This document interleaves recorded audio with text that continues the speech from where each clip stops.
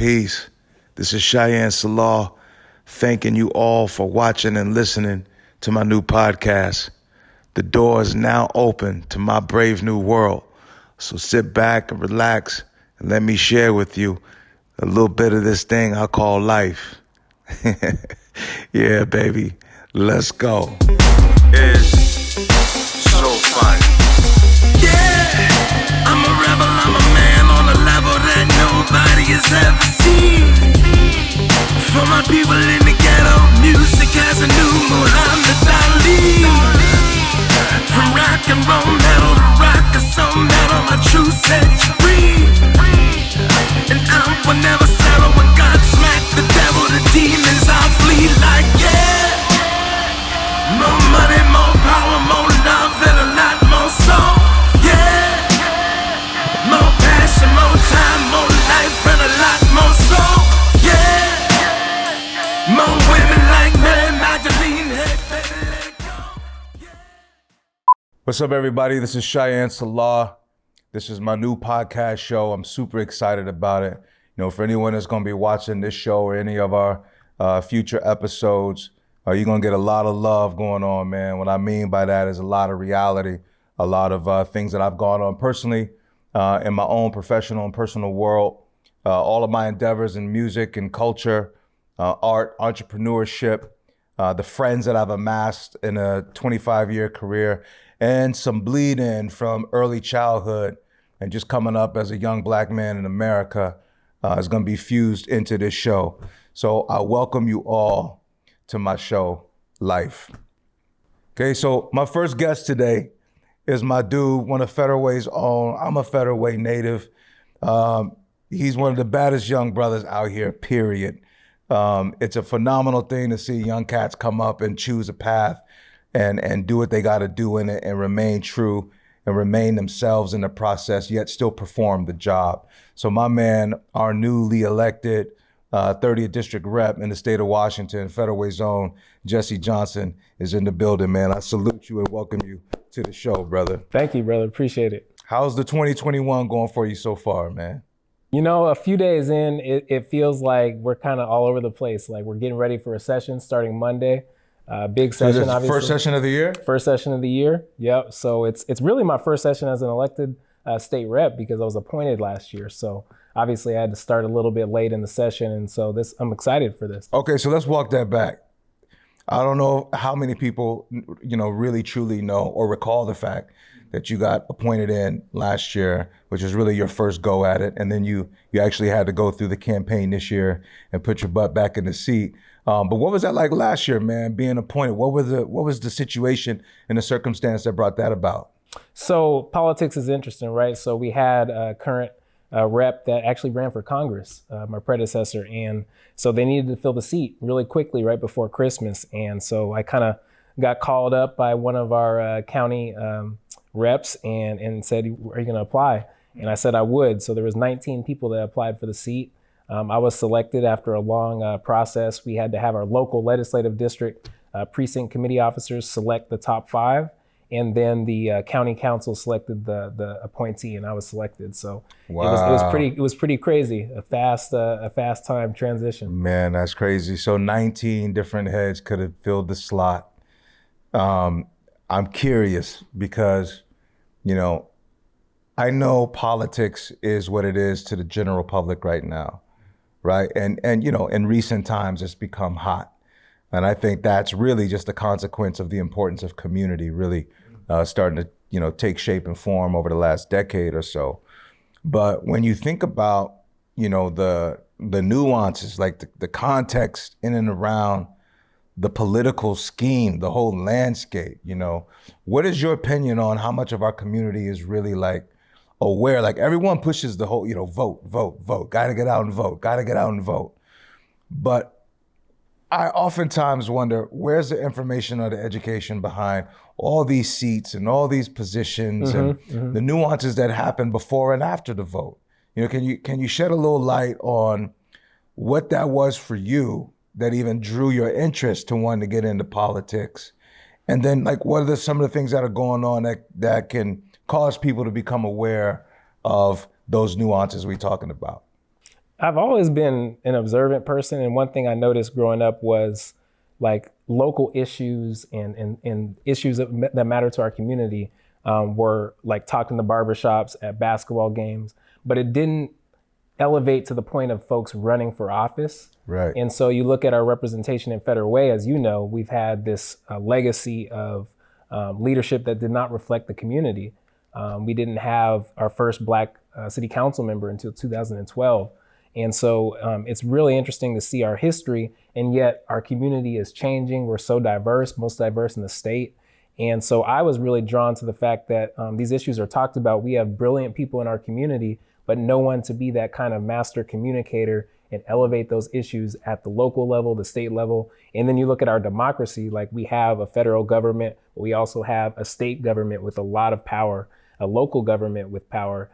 We have local commissions with power. So we have so many levels in our democracy. So why not get involved and start to have some say over what's happening in our lives? Right. Well, was it a particular moment in your journey where, was it a particular politician? Was it a moment in time? Like what made you say to yourself, all right, man, this is it. I got to jump in this game? It was really, honestly, I was really excited about President Obama in 2008. I was a senior in high school. I remember seeing him speak at Key Arena. He came to Seattle, and my dad took me out there to see him speak. And then I just was like, wow, like someone that actually kind of resonated with my life running for president, and to learn more about and do some research on his journey as a community organizer, a lawyer, attorney.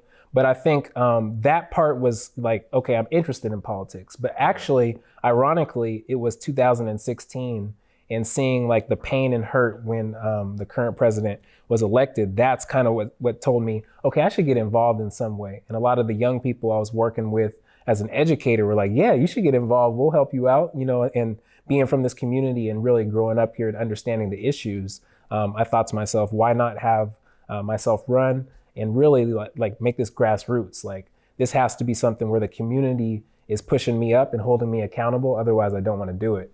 And so that's something that I thought about. So you kind of had a compulsion, if you would, or maybe even an affinity that the community required, some kind of collective involvement. Because I think that's what's a trip for me when I think about you and your journey, and watching you progress and knowing the landscape the way I know it, and being involved in community the way I've been involved with it for the majority of my adult life. It's one of those things where it's just not what everyone's normally hip to. Yeah. For many years, I used to tell cats all the time, like, it wasn't cool. Like community wasn't, when I was getting involved in community, it wasn't the cool thing to do. Going in schools, raising the lights of our youth, from the street to the schools, man, and the playgrounds and all the other extracurricular activities that's out there for them, primarily in sports, being a former athlete and being an entertainer, and marrying those worlds and trying to get that evolution going from the ground floor. But the political side was always just kind of this thing that was over here. And I had dealings in it, and I knew people in it, and I'd gotten involved with campaigns and kind of knew the nuances around it. But our general community is like, it's hard to determine whether or not they're just already turned off, because the culture was turned off for so long. And whether that's from the trauma of the 60s or the trauma of Jim Crow, all the way back to the slave trade or what have you, or it's just being desensitized to the hoopla and the hyperbole and all the political riffraff that goes back and forth. What do you think was your edge? Like, how did you band-aid the disenfranchisement between the community and the political landscape?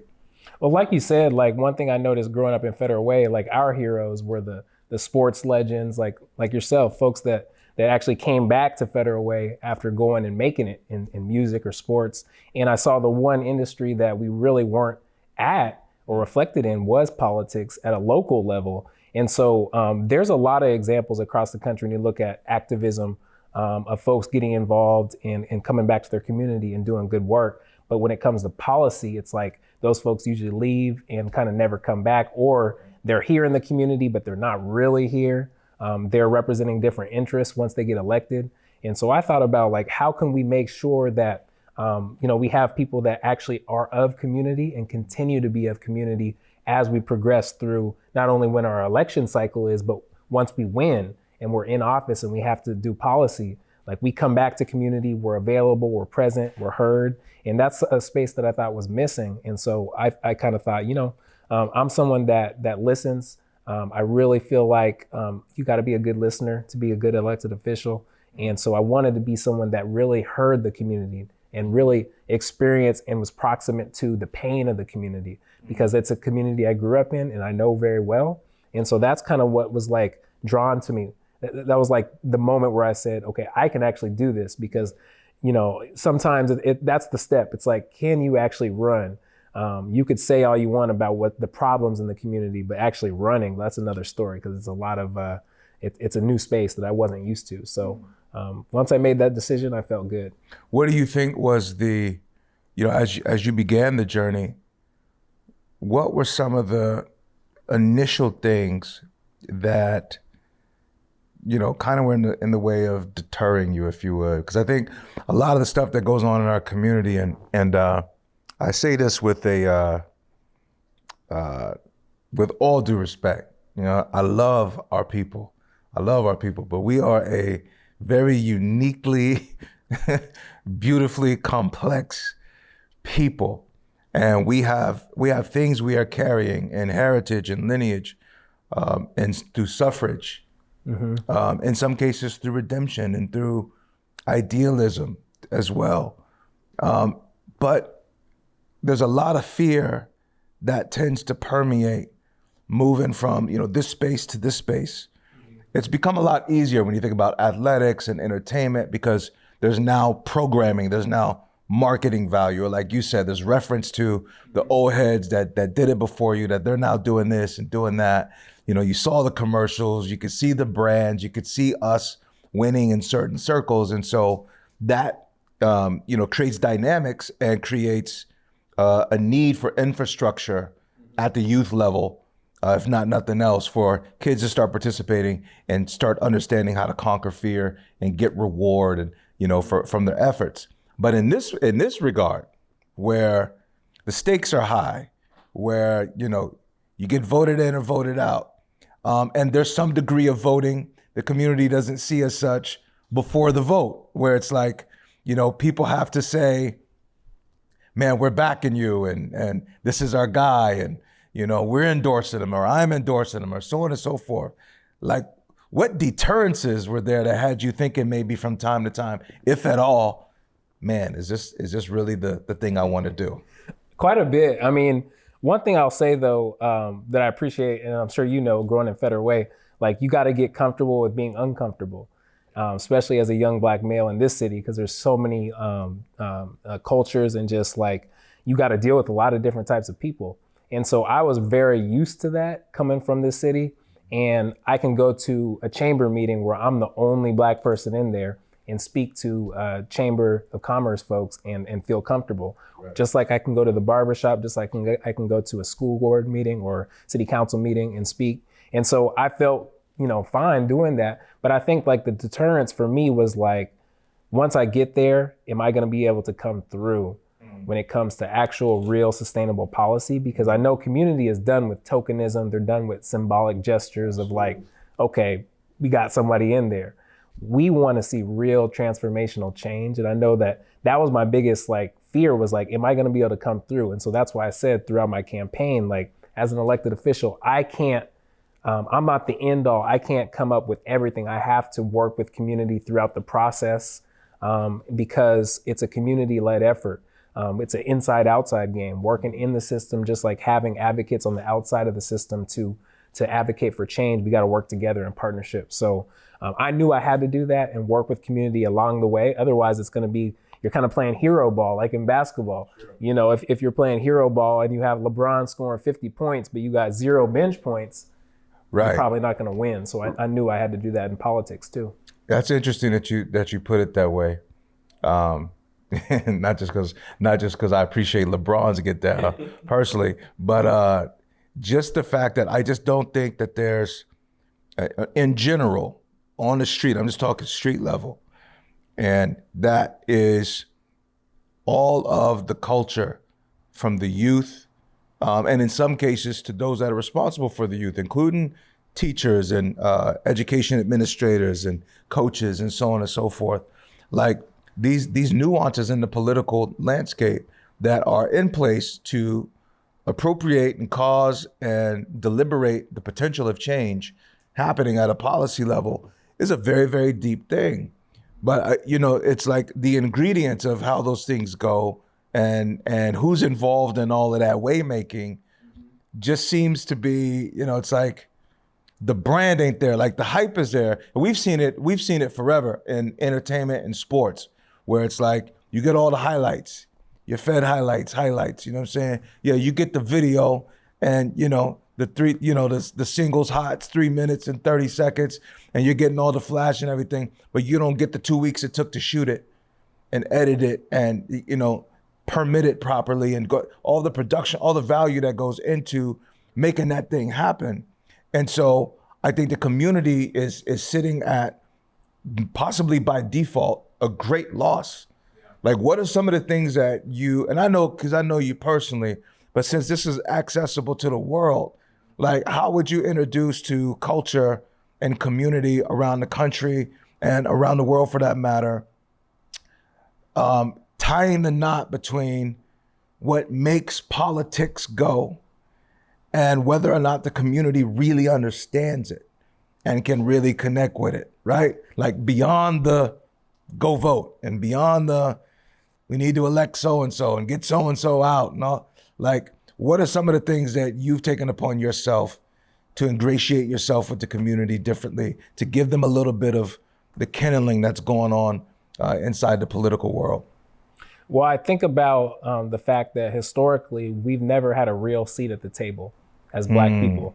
That's deep. We have been used and tokenized, again, that word, for a long time for the plight of whether it be democratic issues or values or progressive issues or values.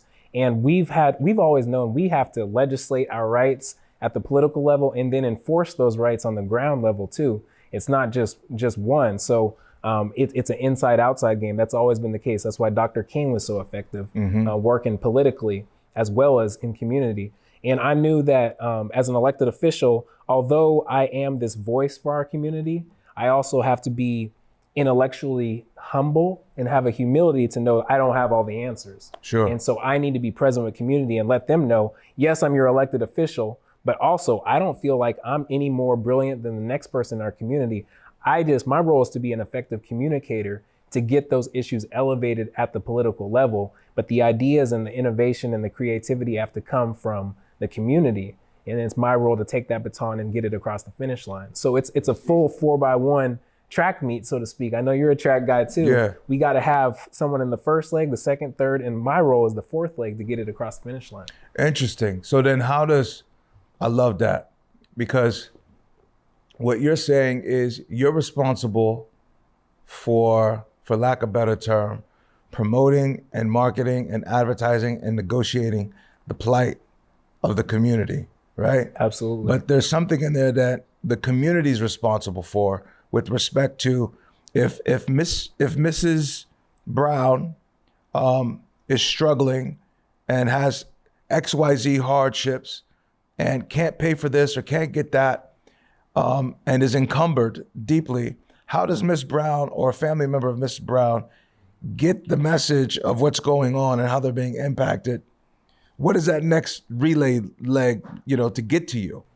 So I actually had this conversation with some students the other day, and I think it's really knowing that you can communicate with me, and my email is publicly accessible, but a lot of folks are like, never think to email their legislator, or just, my phone number is publicly accessible, at least my legislative one. So it's important to know that those modes of communication, social media is really important these days. So people will hit me up on Facebook Messenger like, hey, my unemployment didn't come through. Can you help me out? Right. And I'm like, okay, this is my legislative email. Let's go through it the official way, and we can get that processed, and I can elevate that issue in the state level. But I think it's important to know that we're accessible. At least I am, and I try to be, and I know other electeds try to be as well. And so it's important to know that. But I think also with that, you have to have there's power in numbers, right? So Miss Brown may be able to say this is my issue, but she's going to need a civil rights advocate with her. She's going to need, once we get that issue taken to the next level, we're going to need more people to really raise quote unquote hell and get that taken care of, because the system and the institution, it works in a way to not help or benefit folks that need it the most. It works in a way to help folks that already have what they need. That's the way our democracy, because it is a capitalistic society, and money talks. And I think right now what we're seeing in our democracy is that the people that already have what they need are getting more and more benefits. That's why we're seeing record profits during this pandemic with corporations and CEOs, while small businesses are going under, because institution doesn't have the ear of the everyday person. And we need to change that. And that's part of why I'm here, to make sure that we change that institution so it reflects the needs of working folks. I love that. And I think that's, although I love it and appreciate it, there's a puzzling component to that, right? Like that this is America. And let's just get gritty with it. It is what it is here. My mindset is this country has always shown what it gives a damn about or what it doesn't. And whether that's from a broad, vast level, or that's from a microscopic, local kind of level or experience, it doesn't do a great job of hiding its intention. Now, that's not to say that in those intentions, there's not some degree of, potential of people being compassionate or wanting to do better for all. But going to your point, if all does not have a representative at the table, and if all includes some that are lesser than the greater sum, then that lesser sum is going to have a less effect, even if they're at the table, because the numbers are not going to support the same, respect for the need, if you would. And so getting things done becomes this, this cycle that seems to be this never-ending, self-perpetuating, we give a damn, but there's nothing we can do about it, kind of scenario. How do you go about changing that when systematically you know what you're up against, but you don't have the numbers. Mm-hmm. You don't have the percentages to make it, paramount in the minds of most of these waymakers to put us in priority positions. Or if you do it, you might have to water this down, and you might have to, shave this off over here, or Mrs. Brown's plight's got to get kind of shrink wrapped into another package and talked about this way. You know what I mean? Like, how do you fish through all that when that's part of the game that you got to play politically? How do you hold the authenticity of the plight of the people when you're at the table? That's a great question, and I think it's something we're figuring out. I'm going to use an analogy. I remember my junior year in high school, I was trying out for varsity basketball, and I went to the coach and I said, "What do I need to do to make the team?" And he said, "You need to find your niche." I wasn't a star like you, so I didn't have it all. But he was like, "You need to find your niche, whether it's defense, whether it's assists, whether it's getting scrappy, whether it's just cheering on the bench. What is your thing that you can do that no one else can on the team?" And I think it's the same for our community. Like you said, we talk about our plight.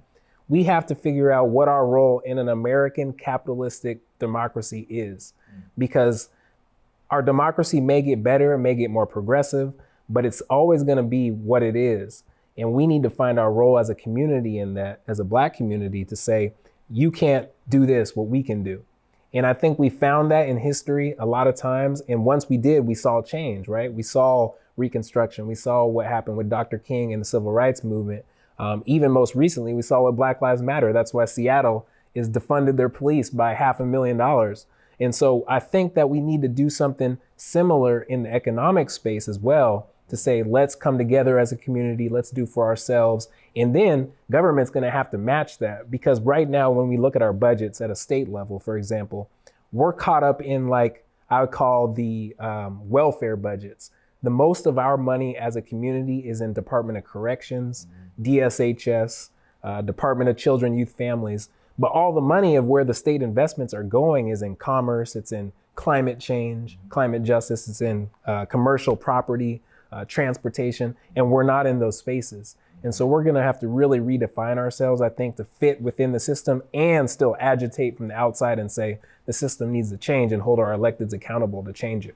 I like that. I like that term, agitate, because I think that that's an important component for stimulating conversation, potentially stimulating change altogether.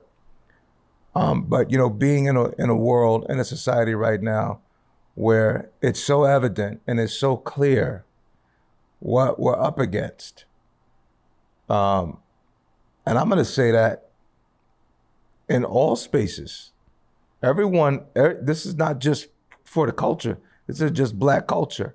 There's white people that have found the fence line and the rooftops of the ceilings in their own lives, where they're saying, it's a wrap, ain't nowhere to go.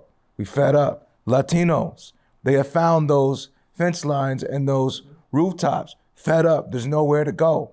You even got new immigrants who came here for all the betterment and all the privilege and all the opportunity and potential, that have found their own fence lines and rooftops, where they said, man, we're hamstrung, we can't move, we need to be able to do this, need to be able to do that. So it's like, what do you do when the collective is woke from within themselves? Mm-hmm. You got NFL woke, you got NBA woke, you got MLB woke, and everyone's operating differently. So you're not just down to the culture of like ethnicity, right? You're all the way down the point of interest of like, this is what I do, this is my trade, this is my dream, and here's how it's affecting the ecosystem here with what I care about, regardless of what I look like or who I believe in. I'm a little agitated, if you would, with respect to how to even filter out and properly distill what way do you go? How do you properly lead people when that's the dynamic that you're up against? Yeah. And even though there's bright, brilliant young stars moving into this direction, like yourself in the political landscape, to cause change to happen, it still seems like, man, it's not fast enough. It's not fast enough. And now you're in a pandemic, and COVID is hitting, and now you got people dealing with immeasurable issues coming to the forefront. Because one thing I could say our community understands very well is a hard time and a struggle, and the feeling of being without resources, that awareness of just kind of living with that and knowing it's going to be a struggle just to get this or get that. Now we're in an environment where that's kind of trickled to everybody on some level. There's this heightened sense of anxiety. Then you got folks that completely are contrary. Talk about agitation. Like, you got some cats that's just all the way on another side of the fence. Like, everything y'all talking about is bullshit. Everything that y'all saying, that ain't even real. That's fake news. That's this over here. I'm not, like, what do you do? And you can't just say that they don't matter. You can't just say, no pun intended, but you can't just say that life don't matter, or that voice don't matter, or that opinion don't matter, for the mere fact that they got the right to vote. Yep. So what do you know what I'm saying? Like, I'm trying to get in a space with you in this conversation to say, what in the hell is anyone supposed to do when everyone's got the right to announce their disposition and everyone's going to feel some kind of way about it? And who's first? Who gets priority? How do they get priority? When we all know that just because you're at the table doesn't necessarily mean you're going to be able to put together a meal to bring back home. Right. Right? Talk to me about that. You say it so well. I mean, I think we are in a point in time where, kind of like I was saying earlier, symbolism doesn't matter as much. Like identity politics, which we've experienced, it's like, that's why this year we saw in Seattle the first LGBTQ mayor, the first Native or Indigenous superintendent of schools, and the first Black police chief all resigned in a matter of months.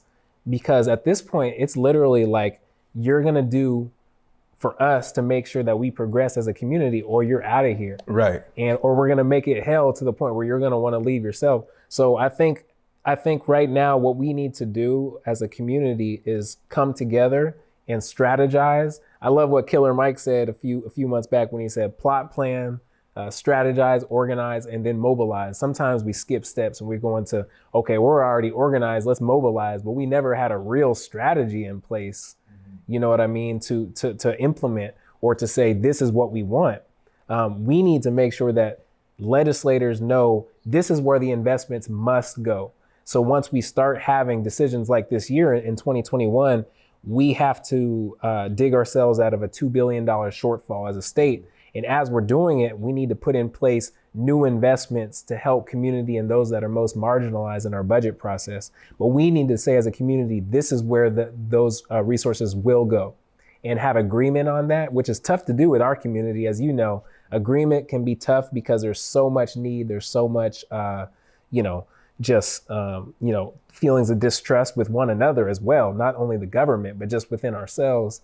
And so we need to really come together and strategize around what that looks like.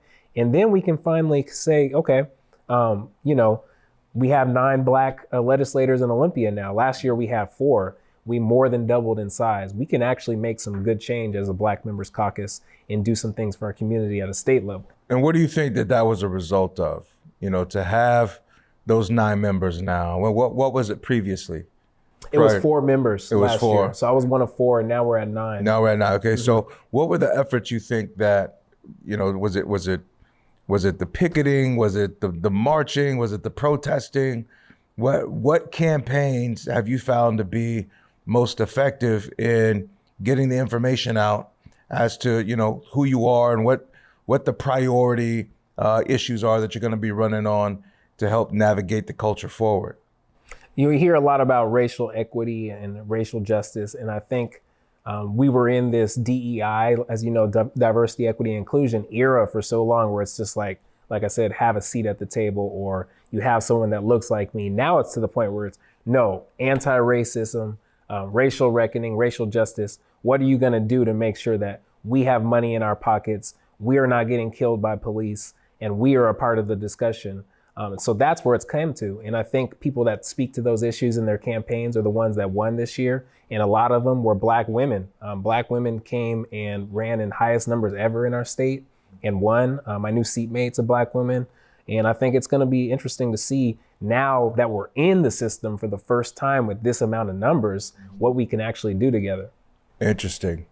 I used to deal with that word, man. That equity is it's an elusive, term for people in my space. When I'm talking like from a creative artist and creative entrepreneur, landscape, business ownership, equity is a matter of the appreciation of value. It's about ownership. It's about being able to be in a position to foster value and innovate idealism.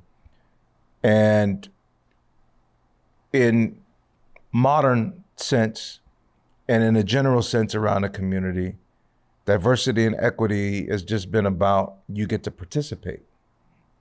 You get to get on the field, or you get to come try out, with everybody. And the conversation doesn't feel like it's about, hey, you can own a business. Right. You can buy a franchise. You can, you can start your own auto mechanic shop. You can become, your own lawn and maintenance service. You can do this or do this. It's always about being included into kind of the job space, like what do you think needs to happen for the connotation of what equity really represents? That sense of freedom, that economic freedom, that ability to innovate and develop and do things for yourself and your family, that sense of sovereignty, if you would, and even old, Americana idealism and all the stuff that's kind of wrapped behind it. Everything that we cherish from the heroic level of those that are successful. And whether you want to talk to your Jeff Bezoses or your Elon Musks, or you want to talk your Magic Johnsons or your Michael Jordans, that's the equity I know. That's ownership, right? That's thriving versus surviving. How do we legislate opportunity for economic development and growth? And what's going on right now in your space and in your world on a local level to be able to drive that conversation home? It's a good point. Equity really should be opportunity, and really economic opportunity when you get even deeper, because we think of it as access sometimes, and that's not necessarily true, because we can all walk into a bank. We're accessible to the bank. Doesn't mean we're going to actually get that loan, right, to start our business. And so we need to change the systems that are saying to the bank, okay, this person doesn't deserve the loan more than this person, or they do, vice versa. And it's really based off a system of, unfortunately, white supremacy, black inferiority, which has a dangerous legacy in our country's history. And so we need to change that. And I think at this point, like, it's really saying we are going to almost put economic opportunity in the hands of the black community, because for generations they were done wrong by the system. Right. And we need to be able to create intergenerational wealth, and that's when we can actually see real equity. I think probably won't come for another 25, 50 years after what we do now, and we see the outcomes later with our own kids and our grandkids, where we be able to achieve real equity in 2021. That's going to be the tail down the line. And I think that's just an important conversation to have, because I know in dealing with it from the business community, there are so many hurdles for black men and women, and I would even dare say maybe people of color in general, but certainly speaking from my own experience, that the scale and the grade of how one comes to being deemed with the appropriate merit to say, we got you, or we can invest in you, or we can give you a loan, or we can give you this, or get behind you. And I've often put it in joking that, man, with all the stuff I've done in my life, if I was a white dude, it would, it'd just be crazy. You know what I'm saying? Like, and I talked to so many other, brothers and sisters and kind of had that conversation.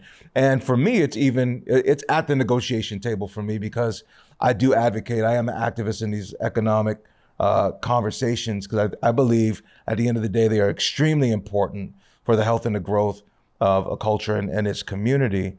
But I'm still baffled by how little conversation is politicized. How many of us are owning franchises, or owning homes, or owning land, or being given startup capital? You think about all the realms of where investment capital is generated. You got, venture capital groups and structure finance groups and private equity groups and private banks. And you got the whole loan system in each little neighborhood bank. And I'm at the space where it's like, who's giving black people loans? Absolutely. Just who? Just can we identify? If it's U.S. Bank, is it who's done it? Who's in the last year given somebody black a standard business loan to launch their business?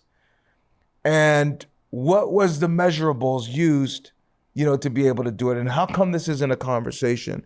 And how come more of us aren't starting businesses and pursuing this space? And so I'm curious how you look on that. Being in your seat, and I'm not trying to bend you one way or the other. I'm just kicking you a real conversation. Not that we ain't had it before, but for the sake of the people, like, how do you see the importance of banks' involvement and venture capital, the private equity space, when it comes to playing a role in the community? Because your job is what it is. And we all know that it is what it is, right? And so it's like, that's a slow rowing boat. And you're gonna have to do some things. And the way you gotta advocate and bring things to the table and negotiate it through and present it to get voted on, that's just what it is. That's the system for politics. But what about some of these other surrounding resource avenues that should be participating in evolving community efforts, right? How do we get them to the table to become one of those relay players? And what do you think about that?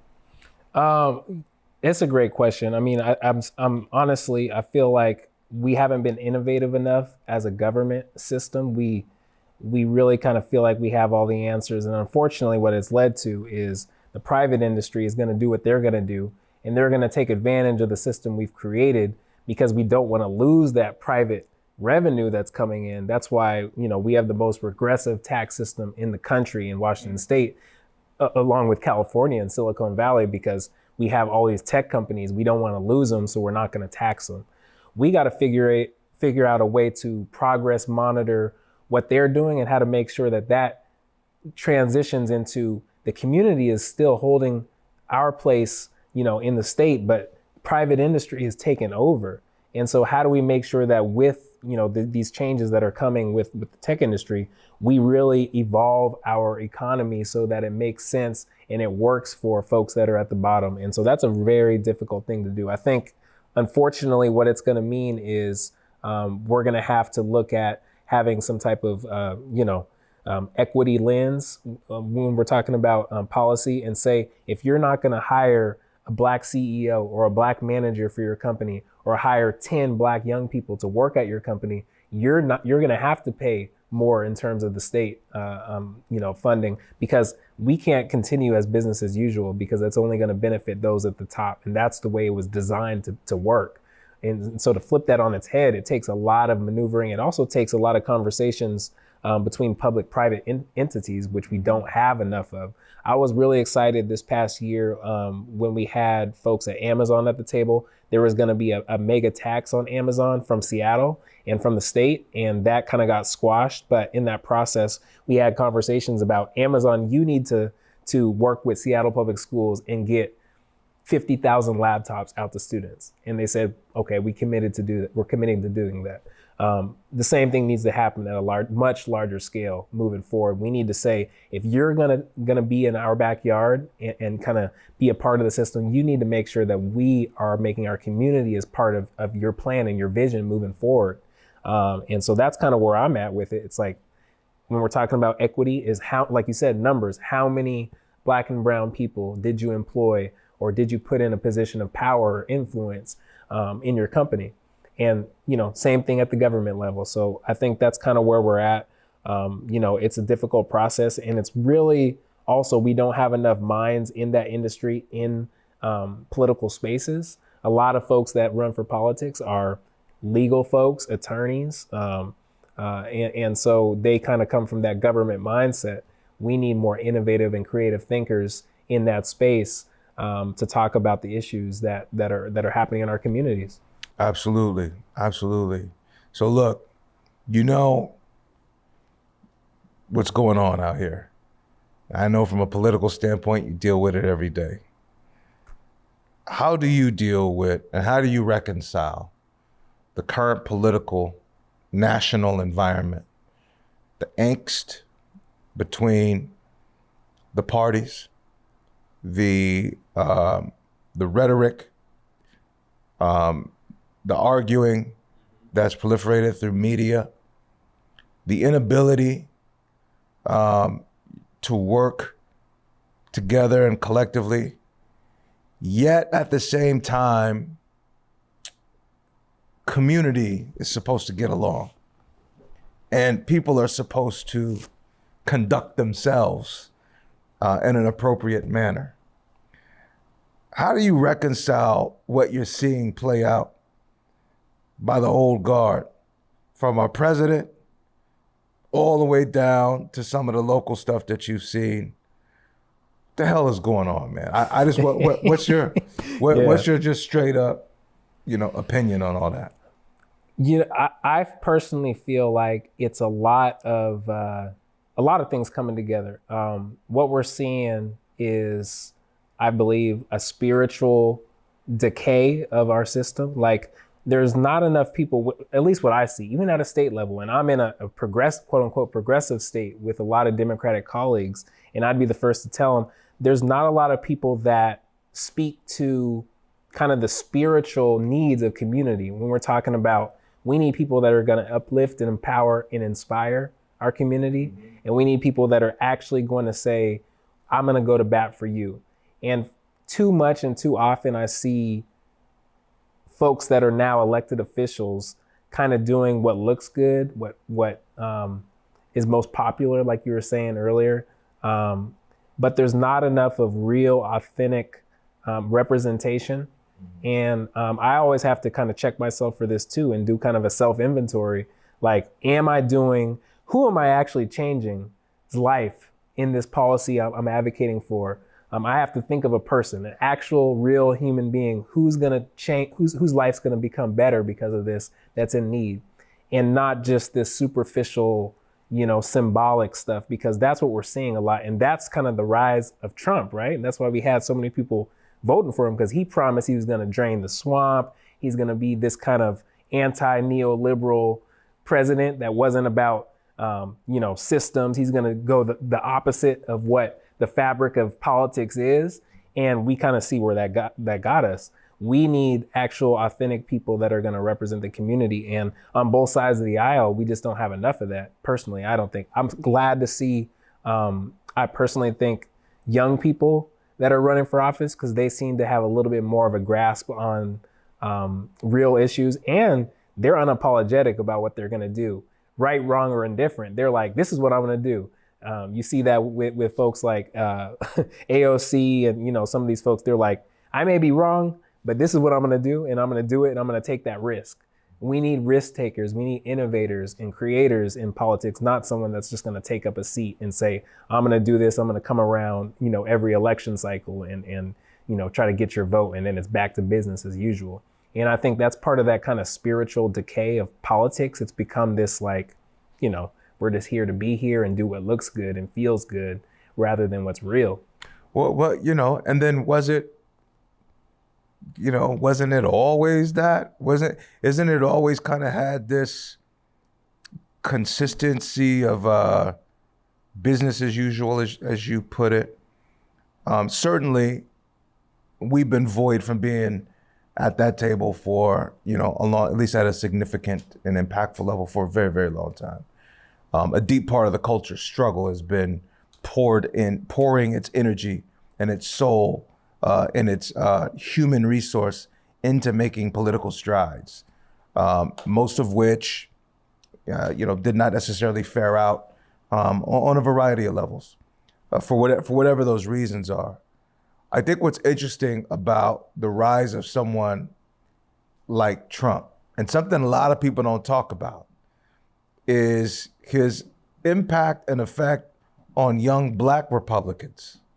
What has been obviously, we in Washington. This is a we West Coast. You don't see a lot of it here, but from a national level, I've been paying attention to a tremendous groundswell of young Blacks that are kind of following this thread of, dare I say, the MAGA thread, if you would. And moreover, the other supporting swell has these counterculture markets with all kinds of variety that are involved in the space as well. That makes you just want to kind of say, what is it? Like, let's just be real. I mean, I know who you are. I know you're a Democrat. I know that you're a progressive brother, and you're true and you're authentic to your cause, and you politicize that very, very well. But what is it? If you weren't sitting in the seat, you had no seat as a state rep and no seat as, city council, what do you think it was about Trump that caused people to say, I'm going? In an interesting way, what I from my vantage point, what I see is like the Democratic Party over the years had become kind of an elitist version of itself. It's interesting when you look back in history, we were a party of blue collar. We're going to help the everyday guy get to where he needs to go. And so I think what happened, though, was a guy like Trump, he came at the perfect time when there was so much frustration with the system. And you see, how elitist our system had become. And Democrats, I think, just didn't lay out a good enough vision for the Black community, specifically the Black male community. When you look at the fact that almost, I think it was like 20% of Black males voted for Trump, not only in 2016, but in 2020 as well. That's a huge number when you look at, our community. And so I think he spoke to like this anti-establishment, anti-elitism, even though he may not really have represented those values, he spoke to it very well. And he did say, I'm going to sit down with those of you those credible messengers, so to speak, in your community. I'm going to sit down with the Ice Cubes. I'm going to sit down with, Black owners of franchises. I'm going to sit down with certain Black celebrities, and we're going to talk about the issues. I'm going to pardon some people in the Black community. I'm going to help get people out of jail in the Black community. And those are hot button issues for us when you look at criminal justice reform, when you look at the amount of people that were put in the prison system during Democratic presidencies due to marijuana convictions, the drug war. And so I think, this over the years, what happened was the Democratic Party did not speak to those values, yet we always expect the vote. And I think Trump really came at a time when there was just ultimate frustration with it. I mean, I talked to folks in my own family that were Black that voted for Trump. And I almost can't believe it. And I'm just like, what were you thinking in my mind? But because I know like the racist tendencies of him. And just like, I feel like, we got to look past what people say and what they actually do. But I think, he spoke to it well. And I also think our party, there has to be a reckoning around, like, as we move forward, this progressive, liberal, kind of radical, so to speak, community is, we got to speak to the Black community. We can't use references like BIPOC. We got to say Black, Indigenous, and then people of color, because we have been done wrong the most historically over years and years. And all these little phrases and feel good words aren't going to do it anymore. We got to say, we're going to help change the community, even if we go down trying, as a community. And the Democratic Party has to change what we're going to do and have a vision for it and really align with the vision of the Black community. So that's kind of what I saw. I mean, I saw right timing. He came in at a time when we were just frustrated. We were done. We weren't seeing anything change. We were seeing, us get killed in the streets at all-time highs while we're not getting access to economic opportunities, to educational opportunities. And we were just kind of like, you know what? So that's kind of what I saw. Are you amongst your colleagues? I'm sure there's all kind of conversations that go on, in the course of the day in, day out, Trump America, right? And this dude is off the chain. You know what I'm saying? I tell people all the time, like, this cat is off the chain. And I knew he's off the chain, from the day say go, meaning that, you're dealing with someone that is not efficient at playing by norms and rules. And so there's an appeal. For me, we've seen it over and over again in various aspects of American culture. You take hip hop, right? Which in its outset really nerved a lot of people, because you're talking about the culture coming from, you got black rock and you got funk and you got soul and you got gospel and you got R&B, and these are the traditions and this is what we know, and you know what I'm saying, and you dancing and the band is playing and blah blah blah. And no one was taking into account that in the drug war movement and the removal of programs in schools that began in the 70s and 80s, instruments no longer being available for kids to learn how to play instruments and musicality, you know, just becoming a issue of scarcity, right? And then this art form breaks forth where cats learn how to take a couple of records and, you know what I'm saying, use grandpa or pops' turntables, you know what I'm saying, and get to fading and skipping and scratching over some beats. And next thing you know, you got this thing and cats is MCing, they holding down the party, and it becomes that thing, right? It becomes that middle finger, it becomes that antagonist. It becomes that, man, you know what I'm saying? We ain't worried about y'all. We ain't worried about fitting in with y'all. We ain't worried about being in your choir. We ain't worried about no more whether or not we dancing according to your choreography. We out here, you know, moving bones and shifting stuff over beats that you can't even recognize no more. And these things became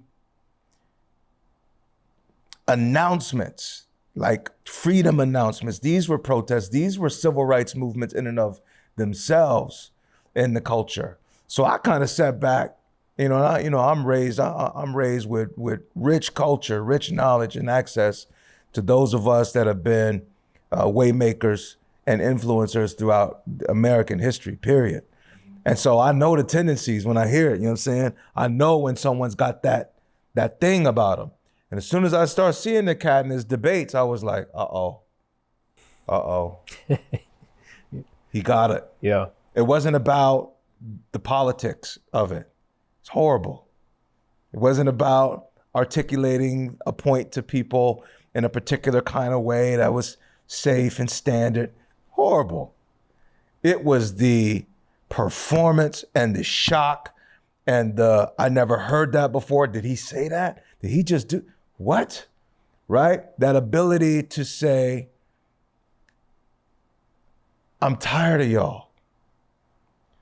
And I think the culture, I think Americans are tired.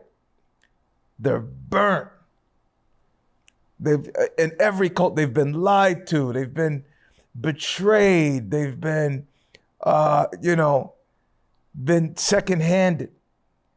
And every time you turn around, there's a new hole to jump over and a new, ladder to climb. And then when you get to the top, you got to get on the bungee and jump because the big bad wolf is coming to get you over here. And success becomes this elusive, even though it's promoted, home of the brave, land of the free. This is the land of innovation. This is where success can happen. Anyone can become a millionaire at any given time. And it's true.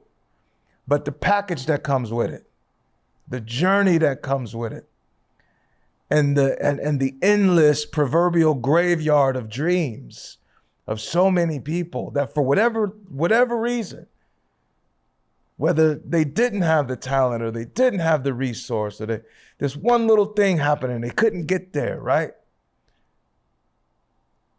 That's what hip hop comes to talk to. That's what influencers, that's what they come to talk to. And I'm by no means articulating that Trump had that ability to be smooth about it. It wasn't smooth, it wasn't like that. But it was this thing that was like, I thought what was dynamic was, and my people will tell you, I call him Manhattan Don, because the Donald Trump I grew up on was a limousine driving, you know what I'm saying, 3-piece suit wearing at the party. Like, This is a Manhattan dude, you know what I'm saying? He's he's a 5-course meal guy every day. Y'all falling for the trucker hat with the Ford F-150 in the middle of, you know what I'm saying, middle America? Like, yo, I never saw that image of him ever in my life, right? But that kind of a guy, a Manhattan guy, is speaking to that guy. That was heavy, bro.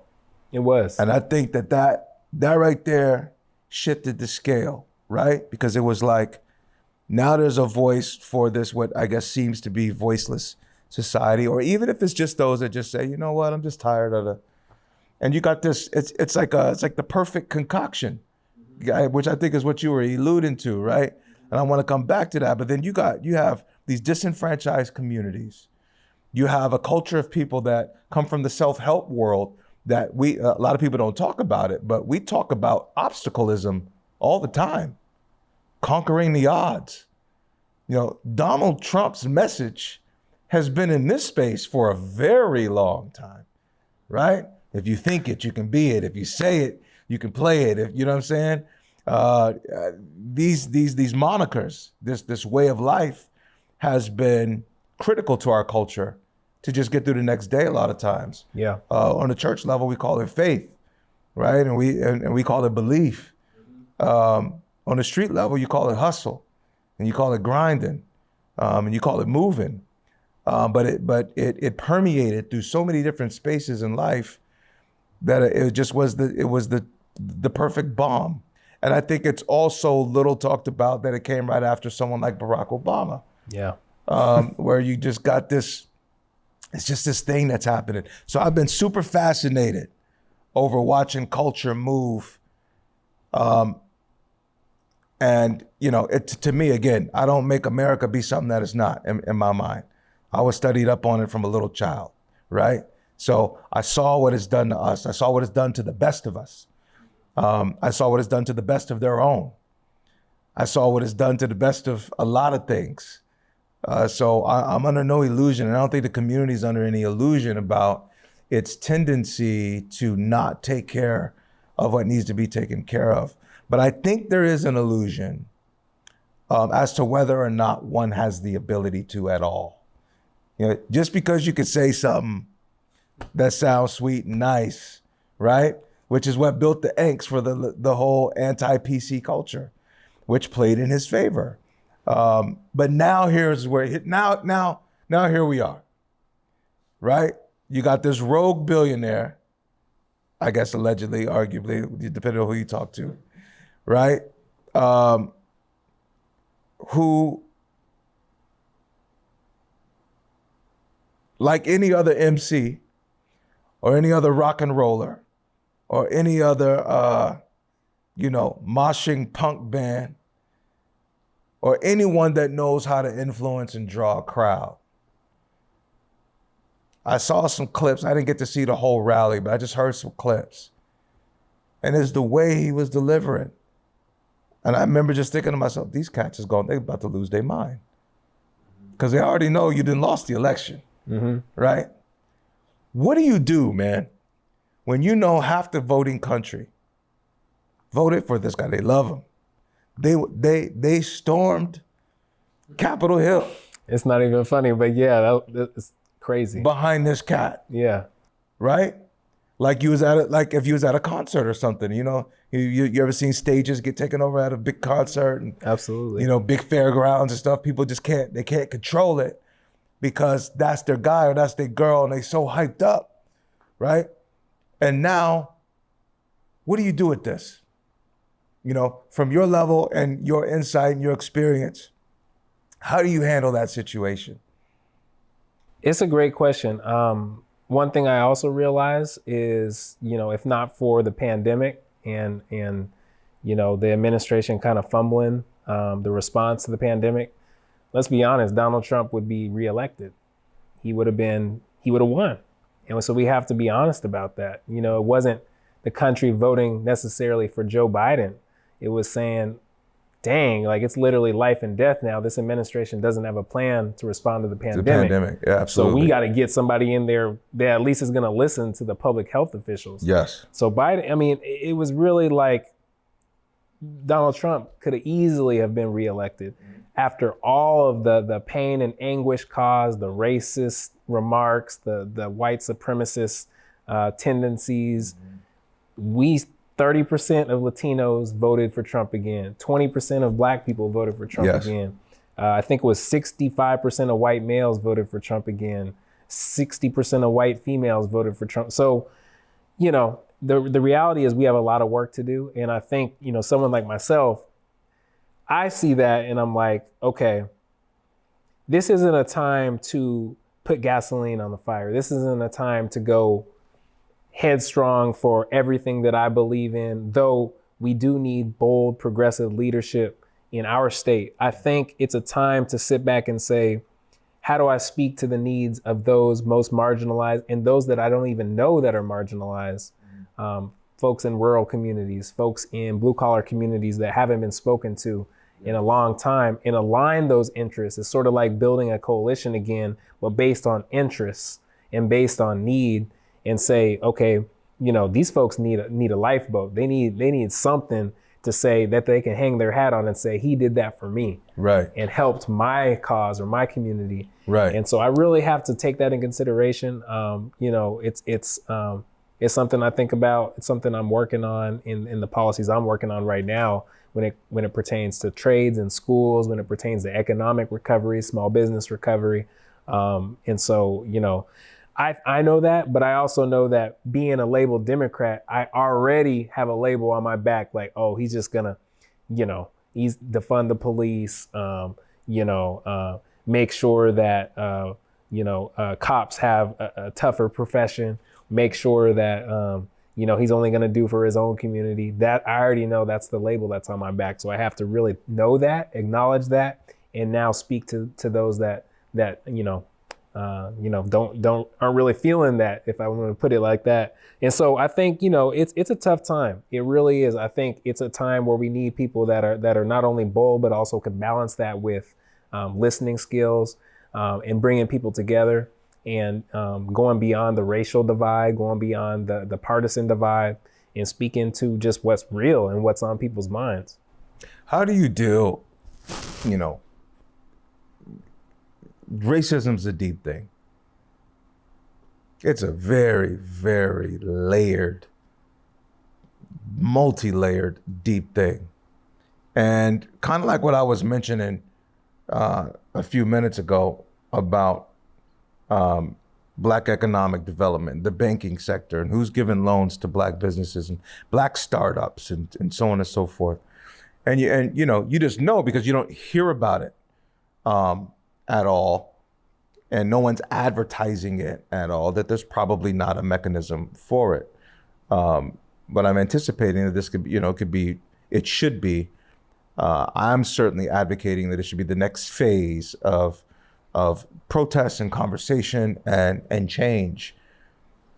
When you think about racism in a public sector, right? Just the general, the social, not so much the institutional piece, but the rhetoric, the verbiage, the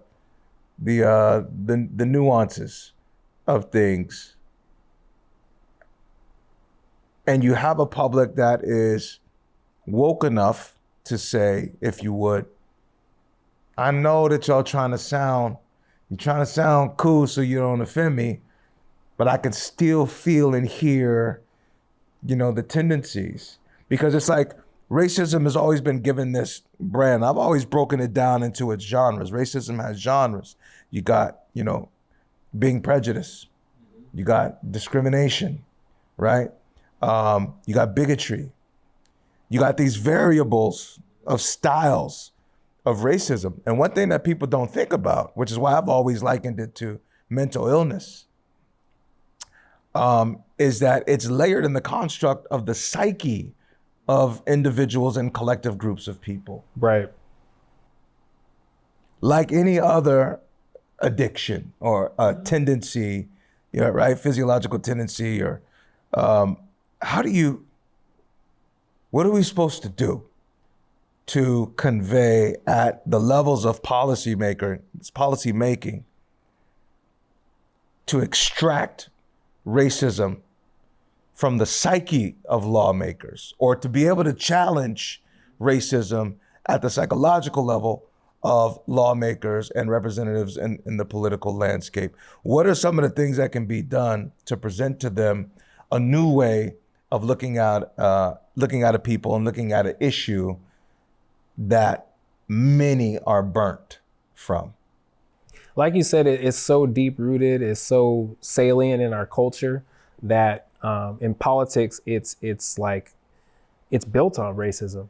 That's why our country was built on the backs of Black people, free labor, and built on top of our labor. And I think one of the things that I think about for politics now in 2021 is it's not enough to commit to anti-racist practices, or to say I'm not a racist, or to say, I got a black friend, or to say, I'm going to commit to, racial equity. It's about action at this point. We got to move from commitment to action.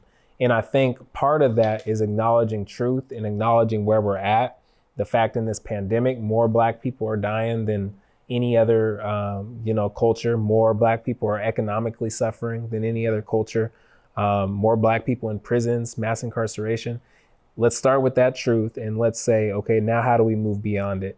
And sometimes we try to move to reconciliation without acknowledging the truth first. And that's just a step that you could not miss. And a lot of elected officials try to do that. They're like, well, what are we going to do about it? Well, you didn't even acknowledge it was a real thing. Right. And now you're on the defensive. You're trying to say you're not and so we got to really acknowledge that first and then move to, okay, let's act on it. We have to put in place policies that dismantle the walls that were built, and put in policies that dismantle the system that was built on top of black people. And that is a very difficult thing to do. I think it starts with, again, acknowledgement, but then it moves to, okay, what are we going to do to make sure that we don't repeat this? Because, there's been times where we actually got somewhere. Right. It's interesting to know as you study history that there was more black elected official during the Reconstruction era than in the late 1970s. It doesn't even make sense when you think about it. We have these ebb and flow in history. So what were we doing back then that was getting us somewhere? And then what would we do? Okay, well then Jim Crow came in. And so what did we do politically? It's always been about policy. What did we do to make sure that we had progress? And then why did we degress? Mm-hmm. And so that's kind of where I'm at. I think we've degressed a lot in the last, 15, 20 years for the black community. And so we got to get to a point where, again, we have real solid solutions. I think it can come in the form of reparations. I think that's actually something that's actually being talked about and considered by majority for the first time in the Democratic Party, at least. We're talking about racial equity in terms of police reform this year, banning things that produce negative outcomes for our community, like chokeholds and no-knock warrants. And, so I think we're getting to that point where we're talking about the issues, which is a step. Now it's action and putting it in place. So this is going to be an interesting year. I know it's going to be interesting at the state level and the federal level, but I'm just excited to see what comes of it. Yeah, man. I think on behalf of the people, it's like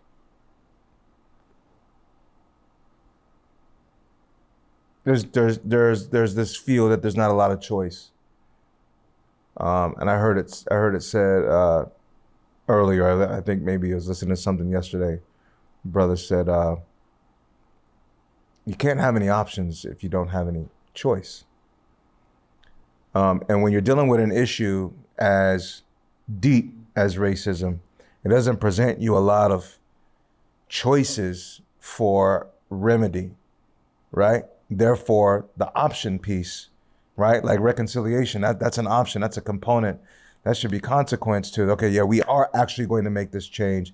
We have deemed this act not only illegal, but we promote and brand the penalty, right? We have a problem, I think, in our country where we choose to highlight what we want to choose to highlight.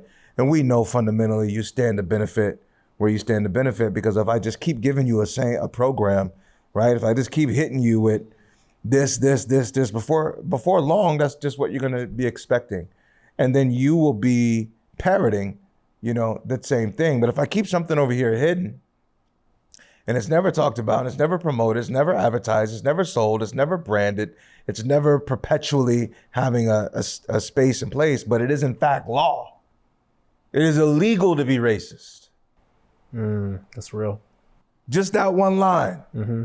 And I'd be baffled half the time when I'm watching these cats get up, like, yo, get up there and tell the world this is illegal. Here's the penalty.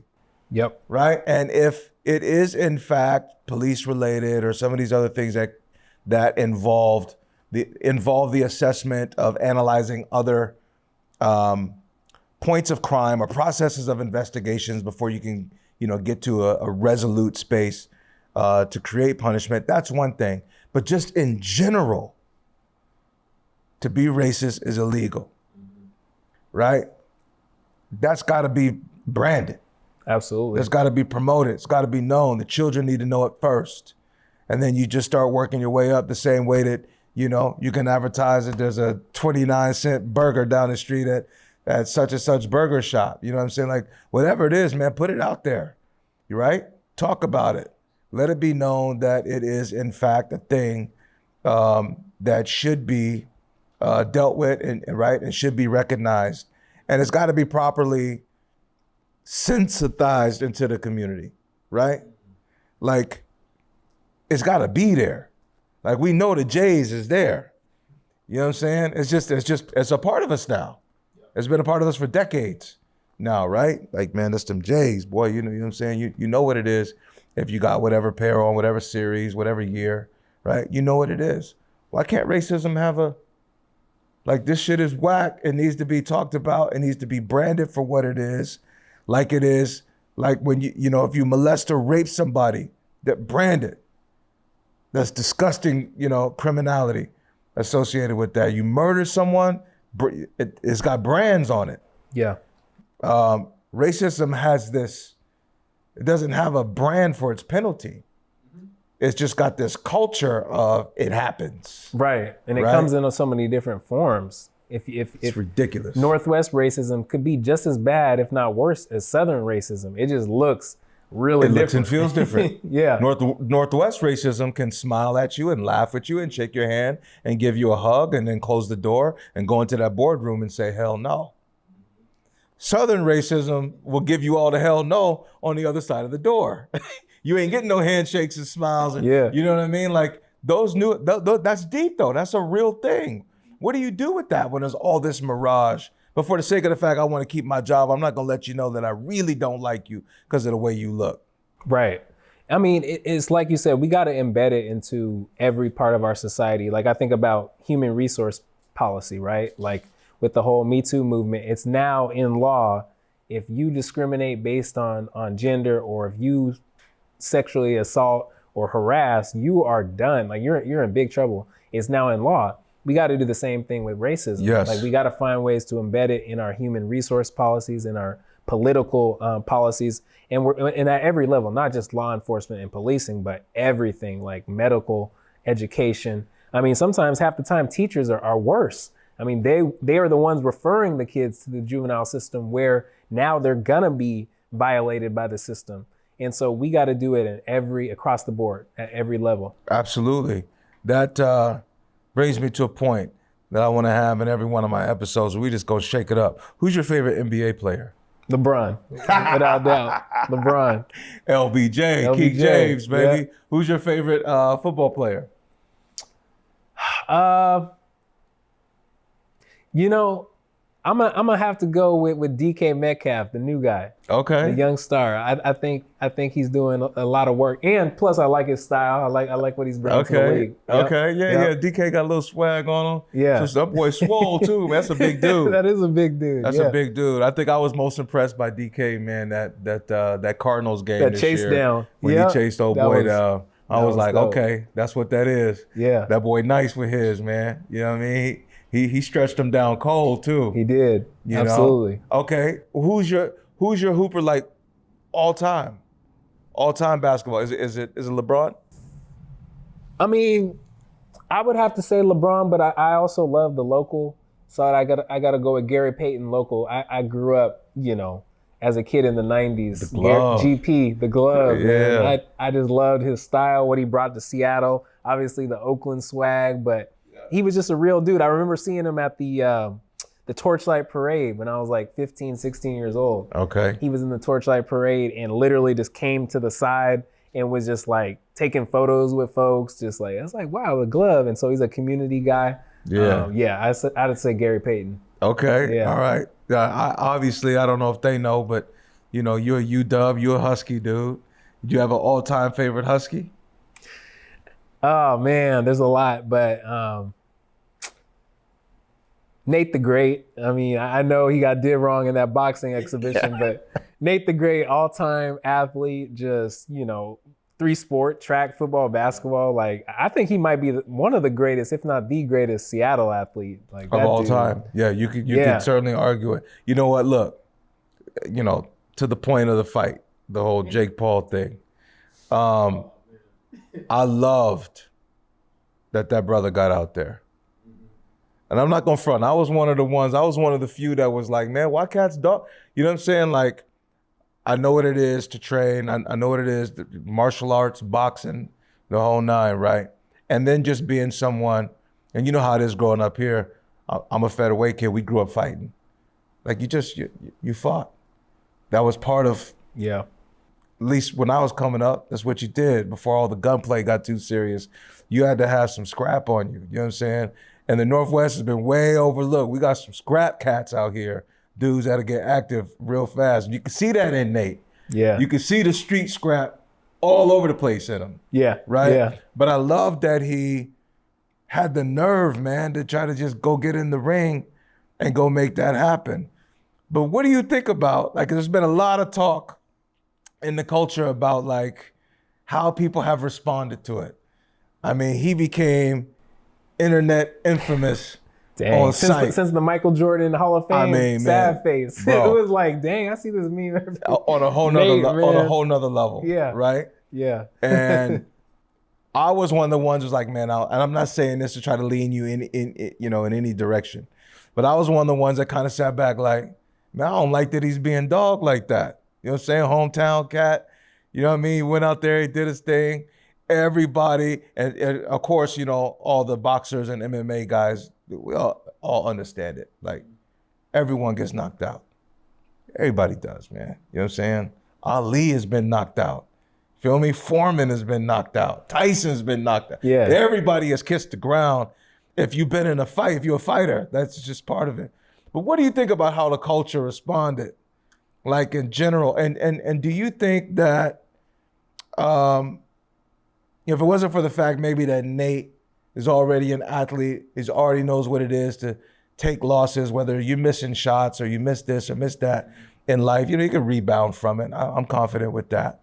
But what do you think it says about the culture that we so quick to just flush someone down the toilet when they take a loss of that nature? Cancel culture. I mean, this social media era we're in, I watched this Netflix drama the other day, The Social Dilemma, about like how, you know, our minds and we're just so connected with like looking a certain way, looking good. And what it's doing is it's creating inauthenticity. It's like if Nate hadn't got out there, like a lot of social media stuff wouldn't have happened.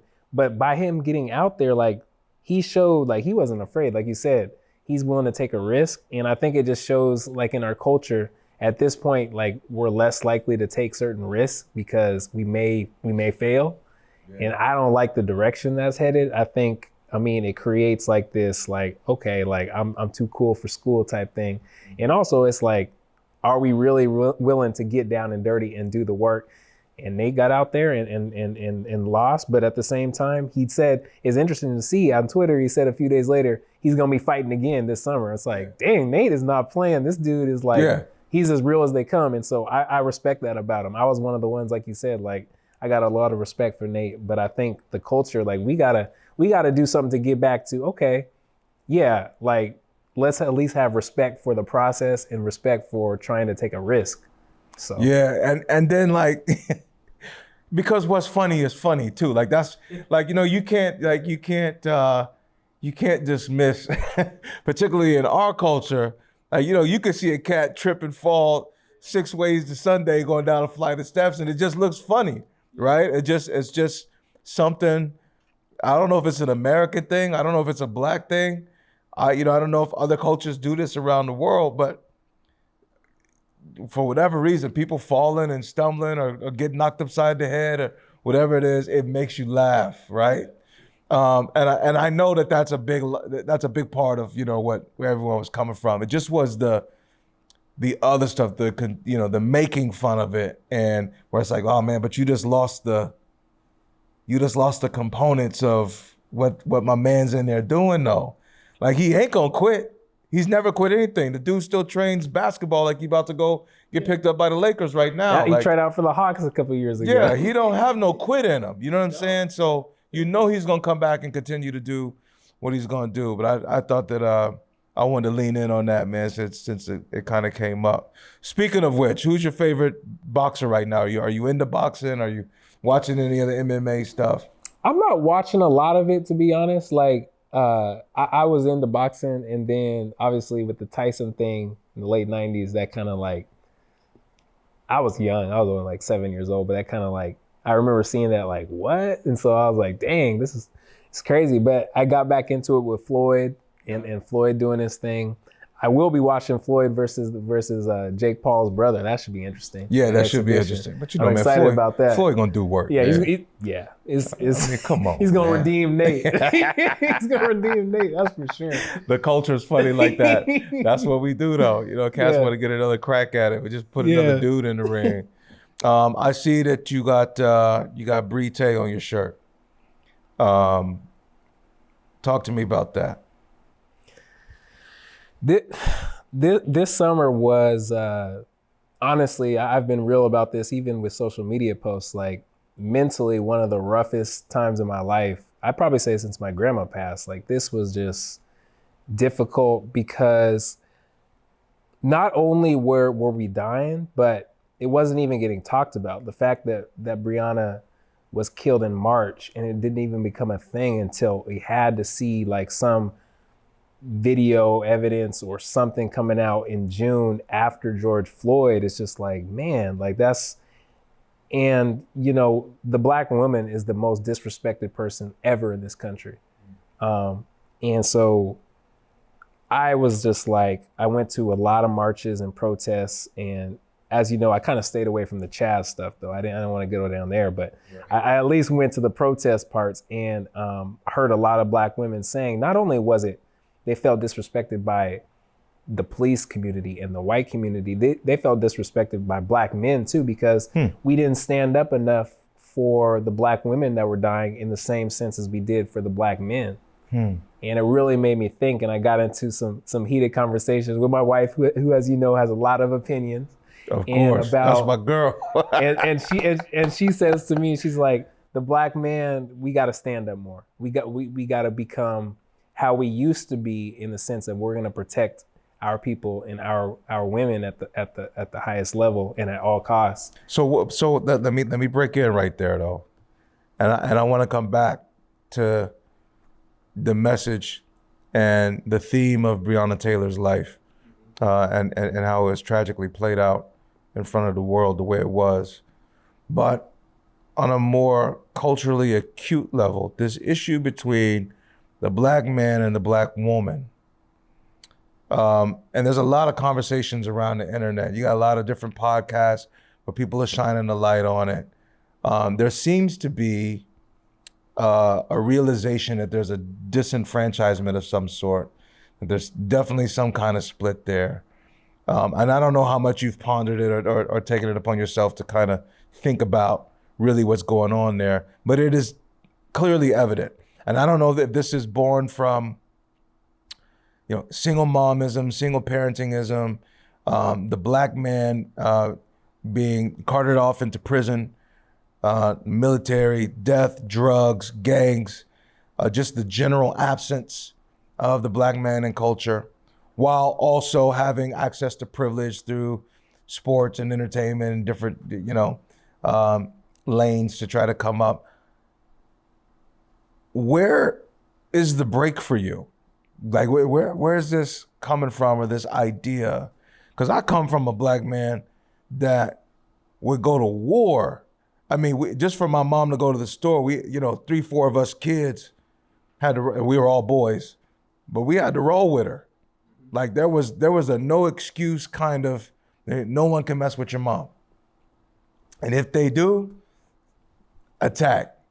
Like, y'all had, we had full say so to deal with it however we needed to deal with it if something happened to our mother, right?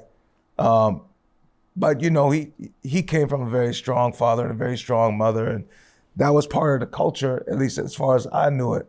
Always had this general understanding that Black men were strong, ready and willing to fight for their loved ones, and certainly the women and the females in the family. Yeah, so there's this, you know, to your point, this disenfranchisement, this disconnection between the black man and the black woman. You're hearing some of this spill over throughout the internet. There's a lot of shows that have popped up that are, kind of addressing, I guess, aspects of whatever this deal is. I can see it on a certain level. No, not so much experienced with it. I got a deep and profound love, for my mom and my grandmothers and my aunties and my daughters, of course.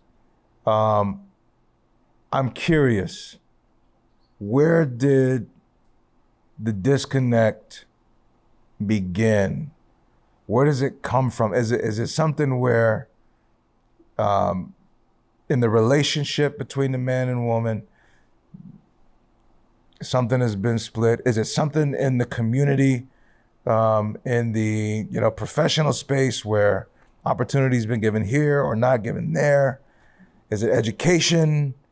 We know that the numbers of black women going to college and graduating, I think are far beyond our black men.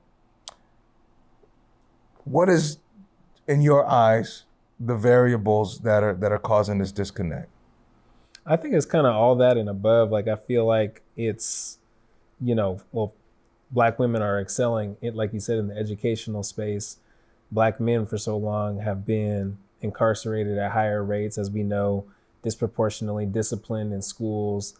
And I think we're now at the point where we're trying to reestablish ourselves basically in society and say, we're here as black men and in all spaces. And with that, I think we're also kind of being pushed apart from black women as well, because, now that we're kind of like all eyes are on us, so to speak, front and center. With that comes a lot of pressures, with that comes a lot of disconnect with our own, and, we're kind of branching out. And so I think, there is a little bit of like resentment to that, but at the same time, I also understand the historical context. Like, black women have always been behind the black man. And so they're expecting the same thing from us now that we've made it, quote unquote, or we've branched out. And so I think we just have to kind of calibrate as a community and talk about these issues so we can heal together. You know what I mean? And one of the reasons I'm trying to represent Breonna Taylor is because the theme has been black men are getting disproportionately killed in the streets, but black women are also, and there's been a lack of pointing that out and really recognizing that and elevating that to the same level as black men. So I want to make sure that Breonna Taylor gets just as much justice and thought and love as George Floyd, as Ahmaud Arbery, as Freddie Gray, as so on and so on. Same locally. I mean, with Charlene Lyles. So I think there's just a lot of effort that needs to be put behind the justice for black women at the same rate as black men. I agree. I think that there's some great points you made there, and something that I've always just kind of leaned on as it pertains to the struggle of our culture. Again, not to be using entrepreneurial terminology or business terms or what have you, but you think about, it goes back to branding, right? It goes back to marketing our struggle, like how our struggle is being marketed amongst ourselves. If we allow the system to demonize the face of a black man, and say, if you're a black man, you're a black male, if you look like this and you do like that, you're constantly branded, right? And criminal pursuits and punishment in the penal system and so on and so forth. Then there's a consistent, vibrant brand for it. Now, obviously, because growing up as an athlete and growing up in entertainment culture, branding is key. Yeah. It's key for, getting attention, to try to get deals or be recruited or be scouted or cause yourself to get into a position where you can respectfully move to the next level of whatever it is. And in those two spaces, branding is very, very important. But when you think about the community, when you think about the neighborhood, when you think about the power of what one can say through a message, you know, what do you think about the general community coming in and maybe taking, again, another onus on, for the Breonna Taylors of the world? How do we brand and raise the roof for this, where it's beyond one protest and it's beyond a moment or two of picketing, and it's beyond, just kind of leaning on news media and reporters or journalists who may or may not be enthusiastically or passionately trying to approach, what the actual story is and what's really wrong. And thank God for the internet and social media, because it's given some landscape for the community to talk about it. But from a branding standpoint, I think about, what would you do if you, from a political standpoint, could properly brand what's going wrong in the community or what's not resourcefully there? What kind of comes to mind for you? Like, how do you, you're wearing her face on your shirt. I love it. And it's dope and it's got some style on it, but it's a painful story and it's a painful reminder. And it adds to the tragedy, but it opens kind of a door to say, let's not forget, right? Yeah. What kind of effect would that have, in your world right now politically, if you showed up and had that on at a round table that's dealing with political issues? What effect do you think it actually has? It has a major effect, especially in light of the fact that, like you said, appearances and it's kind of like, it really feeds to what's happening with social media, this culture around, the look of stuff and what we see feeding to the senses of people right now in the community. And so right now, when I'm on Zooms as a state legislator, my background, I got, Dr. Cornel West books. I got, photos of Malcolm X on the wall. I'm wearing this shirt because it's bringing that cultural aspect into my message, which is about justice. It's about love. It's about racial reckoning, which we need in this moment. But I also think like it's that concept. I think LeBron has kind of encapsulated this as well with More Than an Athlete, with this I Promise School, the vote, more than a vote, all the things he's doing in different aspects. And it's the same politically. I don't need to be in one category and say, I'm just doing, political issues, but I'm also touching cultural issues, economic issues, doing the podcast here. Like it touches so much more. And that's important because everything is, there's intersectionality and everything really is integral. It's part of an overall shift in our culture right now that we're seeing. And hopefully the shift that I'm trying to make is in a positive direction by saying, I see and I hear what's going on and I take notice of it, and it's part of who I am and it's a part of the policies I'm trying to bring. I think, one of the bills I'm focusing on this year is banning no-knock warrants, which of course that was part of, the process that led to Breonna Taylor's death. And so I think, it's the Breonna Taylor no-knock warrant bill or something like that to say this is about, a person that was taken, her life was taken from us, and she was a Black woman, a strong and powerful Black woman, and we need to uplift that in the policies that we make and in the cultural shifts that we make, hopefully. What do you say? What do you say to, and I'm just playing agitation right now, and I'm playing contrarian right now. What do you say to those who are passionately opposed to any notion of defunding the police or the idea that police can be looked upon, again, maybe going back to this branding notion, looked upon as if they are inept or incompetent, or that somehow they're being disrespected, for being challenged? What do you say to those families who, there's a dad out there on the beat or mom out there on the beat, wearing the badge, for those that have to depend on them, the different sectors and circuits, of life that needs the support of law enforcement for non-emergency issues, for hysterical situations, for things that are not aligned with crime and so on and so forth. How do you reconcile this relationship between the necessary changes that are being advocated with police reform versus the feeling and the dependency of certain ones in the community that see the police in a different regard? Yeah, that's a great question, because like you said, if I were to pass out right now, we'd be calling the police, calling to come, someone to come help me. I mean, I'm gonna try to get you right. You know what I'm saying? I got a couple skills, I'm saying? I'm gonna try to get you right. But that 911's getting dialed in. Exactly. Baby. Yeah. But at this, so what I always lead with when I'm talking policy around police reform is I believe the vast majority of officers do their job with honor to the profession.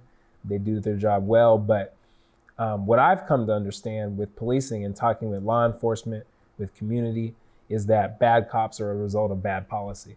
And if we don't just like bad teachers are a result of bad policy as well, if we don't put policies in place that hold people accountable, it's just like when you're a kid, if you're never told no, you're gonna keep doing whatever you wanna do, and the wrong thing at times, because you're never told no, you're never punished. And so if we have standards in place, it's gonna hold accountable those that are not adhering to what the majority of police officers are adhering to in their profession, and making, the system look bad. And the reality is the system is messed up because we've allowed so much to kind of go and turn a blind eye to it politically. That's why in our state, I found out the other day, the last officer that was convicted of any deadly force crime in the state of Washington was 1938. And there's been so many cases, but yet the last one convicted by the justice system was 1938 until last year. There was an officer in Auburn that was the first one since then, 82 years. So that tells you a lot. That tells you that we were not accountable as political system to our communities. We also don't seem to care about the cries from the Black community for decades that there needs to be accountability measures in place. And we need to change the way policing's culture has become very, very militaristic, very divided from community. You don't have that neighborly good cop, guardian of community aspect anymore like there once was. It's become a warrior cop mentality. Military, unfortunately, is the biggest recruitment platform for officers at this point. I think like 70% of officers come directly from war combat. And so that tells you something. That tells you the culture has changed, and we need to make sure that we are adhering to what community needs, because that's preserving and protecting human life should be the fundamental value of law enforcement. And I believe a lot of folks go into the profession wanting to do just that. But once you're a part of the system, just like me, once I'm in the political system, if I just vote for something just because I'm a Democrat, well, then I shouldn't be there. Just because the rest of the party's going that way. Mm-hmm. And that's kind of what's become of law enforcement. It's like, you have to go this way or you're not going to fit in. Right. What is your, how would you explain defunding the police? What does that mean for you in your position? I think for me, it means reallocation. It means reinvestment and reimagination of a system that the community has figured out takes up the vast majority of local jurisdictions' budgets. So like here in Federal Way, for example, it's 60% of our budget is policing. And so the community's figured that out by now being part of the system, at the table and being part of the system, seeing it and figuring that out. Just like in education, they see how much money goes into it. Mm-hmm. That in law enforcement, I mean, we spend so much money.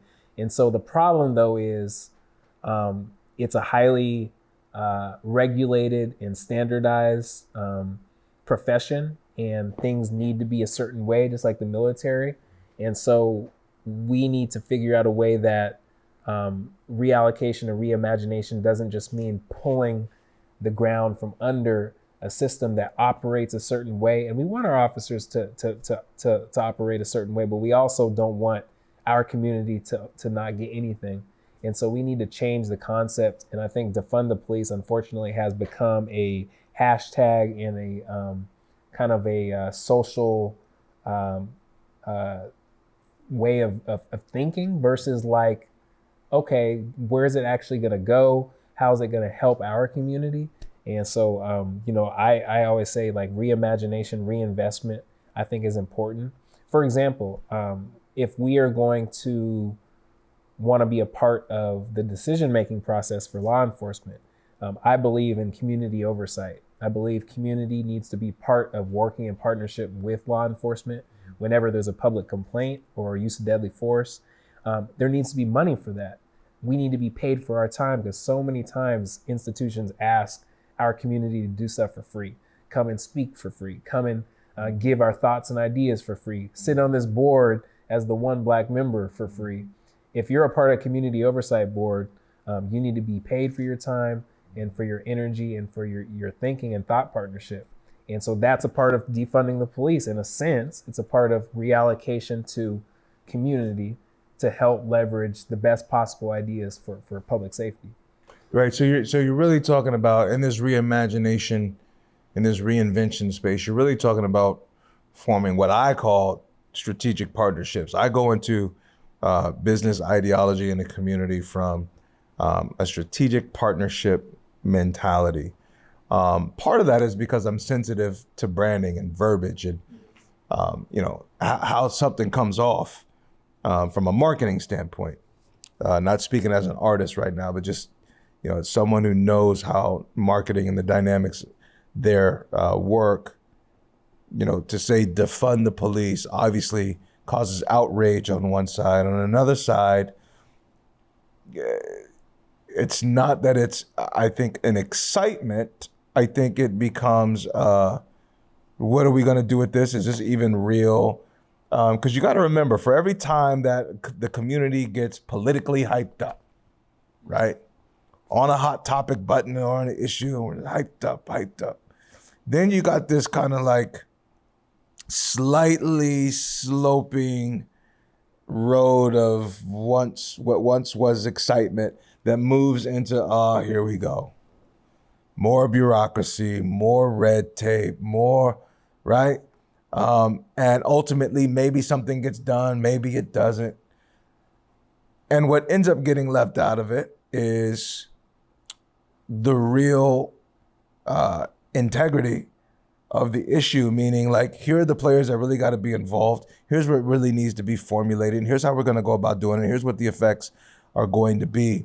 So I think through strategic partnership, you find a way to start to mind map and walk down that corridor a little bit differently, where there is a unification of the goal versus this, this indifference and this edge. Because like you said, you fall out in your chair right now, that 911 is getting called. I think some people over here think, well, damn, if something happens to Aunt so-and-so in the middle of the barbecue and I got to call 911 and, my homie across the street answers the phone, that's not going to be a good look. I need to know I got a professional on the other end that's getting ready to come out to deal with all these other first response, issues, right? But then at the same time, when you see brutality after brutality and killing after killing and unarmed man, unarmed Black woman, unarmed Black child, unarmed. Yeah. And you got to say to yourself, well, damn, something's off. What's going on here? And I know personally from being in the local NAACP, I-940 was a big deal. My sister girl, Terry Rogers Kemp, kind of helped narrate and put that thing together and author that bill. And so it's like, what are some of the things that are coming out of when you say defund the police? Is that how's that being, actualized? What was born from it? Or is it still kind of like just a hot topic, hot button thing to say? It's, and even the folks that fought so hard for that initiative, I-940, they understand it's still in its infancy stage. It's still early. There's not enough data to say whether it's working or not, but I do know that it sparked this feeling that we need to move towards community. For the first time in our state's history, we're moving towards community rather than solely law enforcement, no matter what. They're going to get what they want. The labor unions control everything. We're in the pockets of law enforcement. And we're moving towards, no, community has enough voice and power at this point in society to say, we need to do some things differently. And that includes funding. And so a part of the policies I see being put forth this year is, these are our accountability standards. If you don't do these things, you will not get funding from the state anymore. And then so that's saying, well, that's putting the pressure back on local departments and sheriffs and chiefs to do the right thing and put protocols in place so that they can get funding. Right. And so I know that that's putting some pressure on them, but it's also putting more accountability. I think that we're going to see some positive outcomes in the future. Got you. Who's your favorite artist? Favorite artist besides you, my brother. I gotta put you in there. But I really like. Honestly, I'm gonna go a little bit old school. A little bit. I like Bob Marley. Okay. I listen to a lot of reggae, old school. Hip hop wise, I love D Smoke, new rapper. I've always been a fan of Pac, obviously. Yeah. And then I also love Luther Vandross. I'm kind of all over the map. Okay. So you got you a nice little cachet of music profile. You got a nice little palette jumping off. Aliens. Do you believe? Is there something out there? Right there, brother. Look, somebody said. I think I saw. I want to say it was Joe Rogan or somebody. Somebody was making mention that there's this in the new bill, the COVID bill, I believe, that there was going to be an aspect of that where sometime over the course of the next several months, disclosure processes are going to be happening. Now, look, I'm a deep cat. I'm a spiritual dude, so I ain't gonna lean in on my stuff.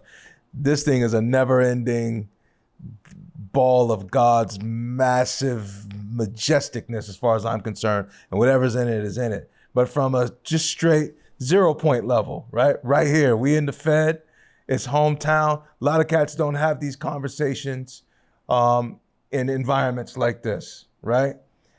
Have you ever heard of a report of a UFO or alienic activity in the Fed? Not in the Fed. None? Mm-mm. None that you know of? Not that I know of, at least. Is it talked about amongst the political constituency on the local and state level? Have you heard of it? I have not. I mean, I've heard of, honestly, like the biggest thing that I guess closely is aligned with that is the fact that we have not gone back into like the space. I know in like the 60s, the space movement was a big thing. And there hasn't been a lot of push for that in the last, 20, 30 years. And I wonder why. I think, there's probably a lot of reasons, but I think at the local level, there's been like talk about funding for that and what that looks like moving forward, because it's still a thing. It's still a thing that people talk about and believe in, but it hasn't been, it hasn't been adopted in a while. Yeah. Again. I'm uniquely fascinated by the fact that there was coverage allotted to this in the COVID bill, and that there's this idea that through disclosure, that some of these classified documents are going to show where there's been interaction or accounts or so on and so forth. But you never really, it's always, it's nationalized, it's globalized, right? Like the whole phenomenon of it.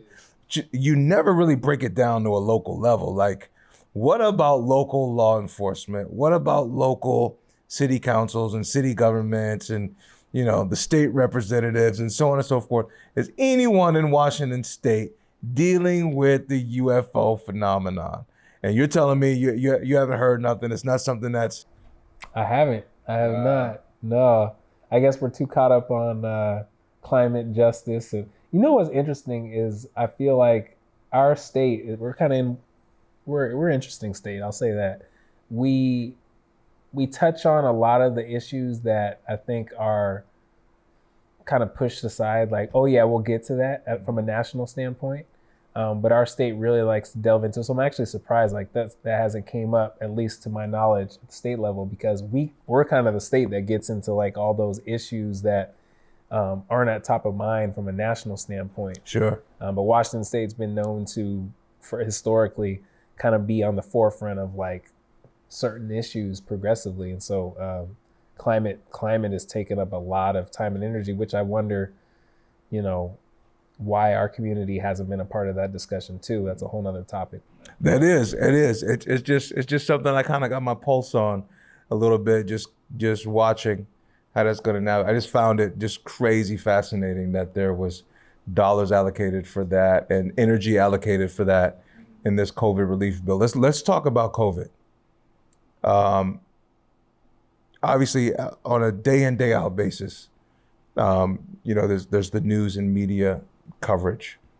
What are you seeing locally in the dynamics of the pandemic?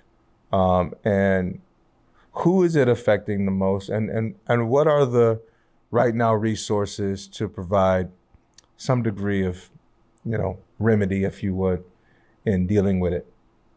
So this is going to be one of the most fascinating years, I think, just like 2020 was in ways we probably wish wouldn't happen. But 2021 with this COVID vaccine rollout is going to be very interesting because, first of all, there's a lot of distress with it, and there should be, especially within the Black communities of color, because we've historically been kind of the guinea pigs for a lot of.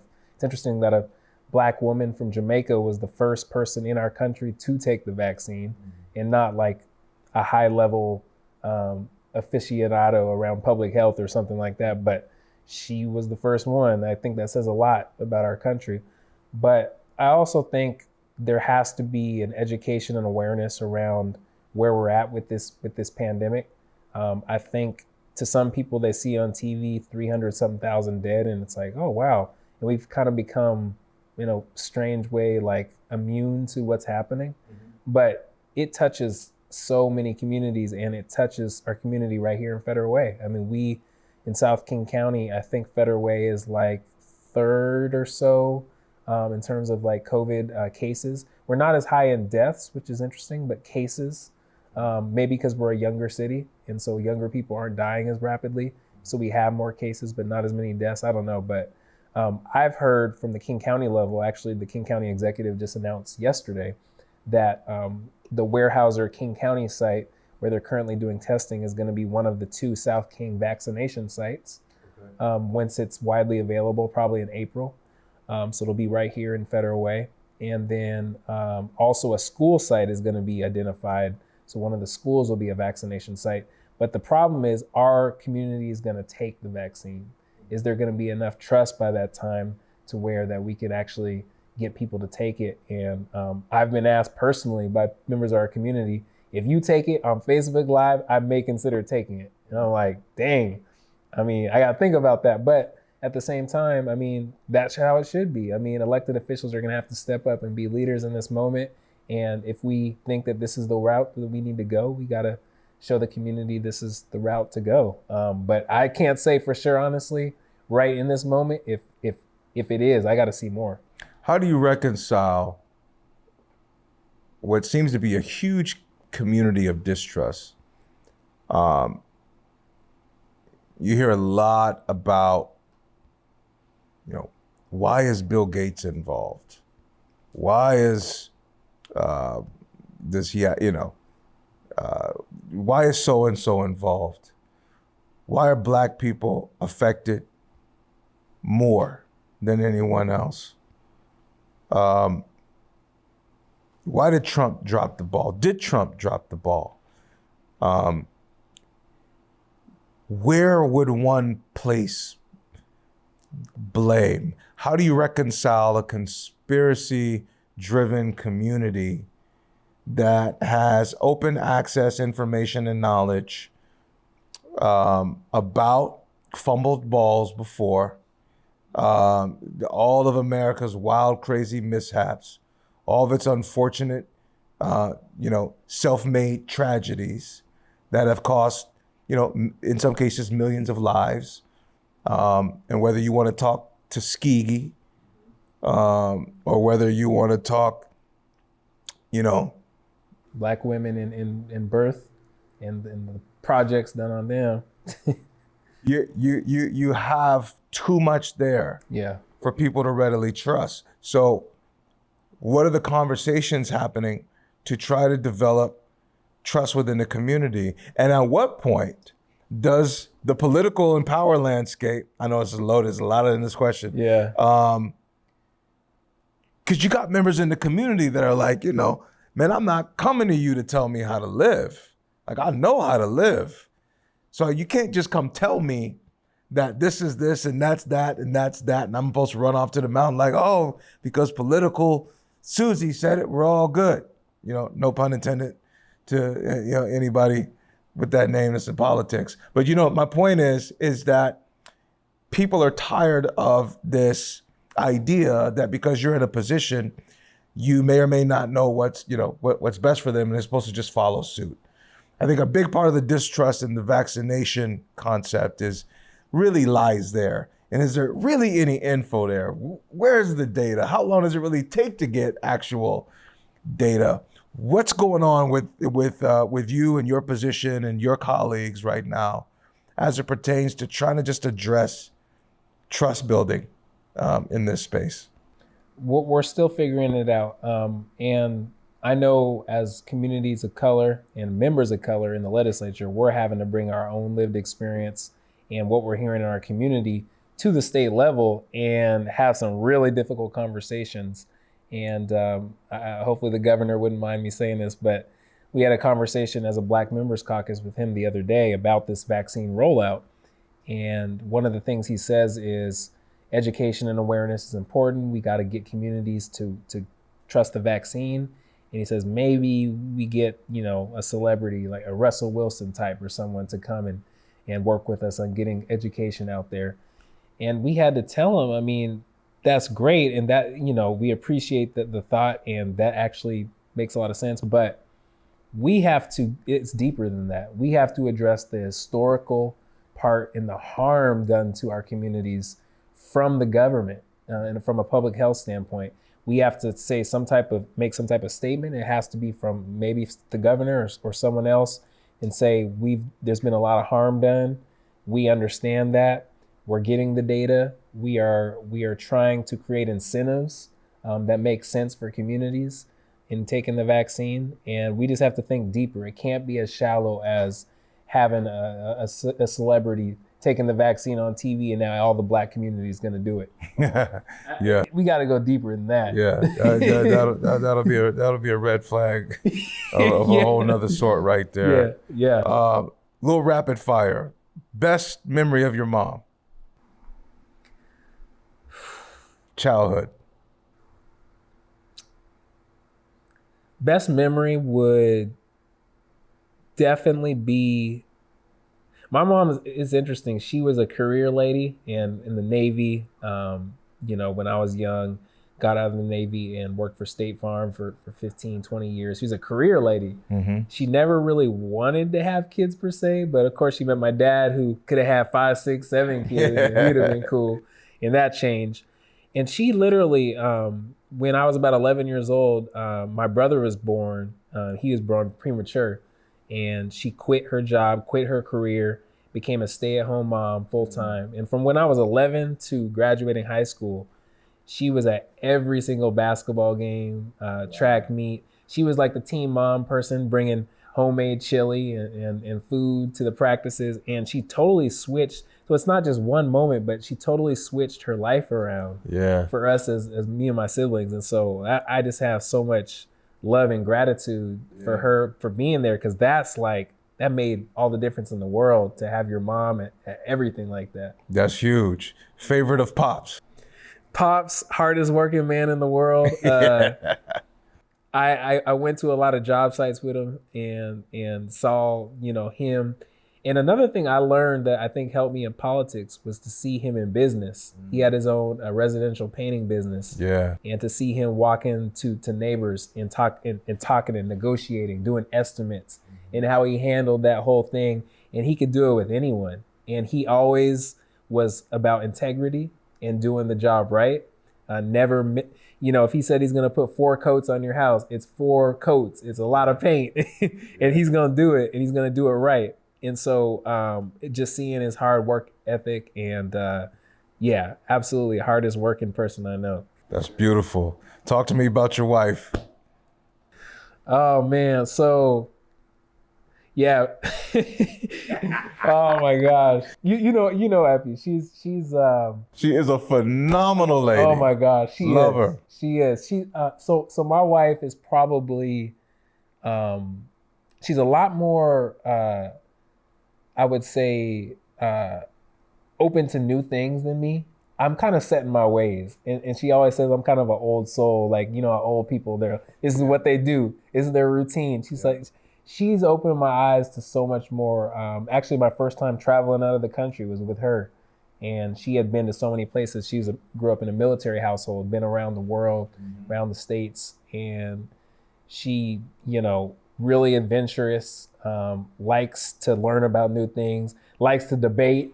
Debates me probably every night about stuff. So she's my biggest critic, but also my biggest fan. She's amazing, and doing her thing in health and medicine. But she's opened my eyes to a lot, because she's like, you got to live, enjoy the moments, yes, not just think about what's next. Because I'm the type of person that's always thinking about tomorrow, the big picture, like, what can we do next? And she's like, no, like, live right now, like, put that down and actually experience and live life. That's right. A little more. So that's what I appreciate about her. That's awesome. She's definitely got that vibe. Well, everything you said does not surprise me at all. Just from what I know about your mom, your dad, and Epi, your wife.